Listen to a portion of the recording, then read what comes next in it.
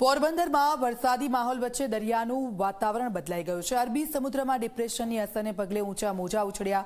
પોરબંદરના દરિયામાં ભારે કરંટ જોવા મળ્યો।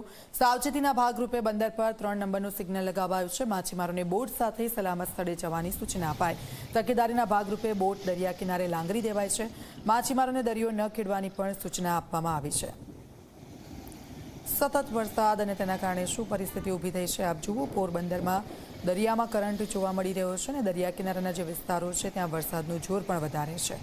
સિગ્નલ લગાવી દેવામાં આવ્યું છે, સાથે માછીમારોને દરિયો ન ખેડવાની પણ સૂચના આપી છે।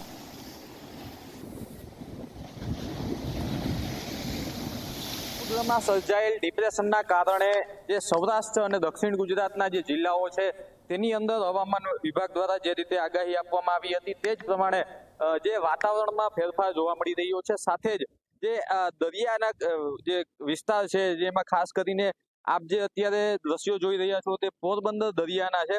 જે દરિયાની અંદર પણ જે હવામાન વિભાગની આગાહીને પગલે જે આખું વાતાવરણ છે તે ફેરફાર જોવો હોય તે પ્રકારના દ્રશ્યો જોવા મળી રહ્યા છે। દરિયાની અંદર જે કરંટ છે તે જોવા મળી રહ્યો છે, જે મોજા છે તે સાથે ઉછળતા હોય તે પ્રકારના દ્રશ્યો જોવા મળી રહ્યા છે। પોરબંદર જિલ્લાની જો વાત કરવામાં આવે તો જે હવામાન વિભાગની આગાહીના પગલે પોરબંદરની જે બોટો છે તેમને પણ સલામત સ્થળે ખસી જવા માટે થઈને સૂચના આપવામાં આવી છે। સાથે જ જે સુરક્ષા એજન્સીઓ છે, કોસ્ટગાર્ડ સહિતની, તેમના દ્વારા પણ દરિયાની અંદર જે માછીમારોને એલર્ટ કરવામાં આવ્યા છે। સાથે જ જે પોરબંદરનું જે બંદર છે તેની અંદર છેલ્લા 2 દિવસથી જે 3 નંબરનું સિગ્નલ છે તે લગાવવામાં આવ્યું છે।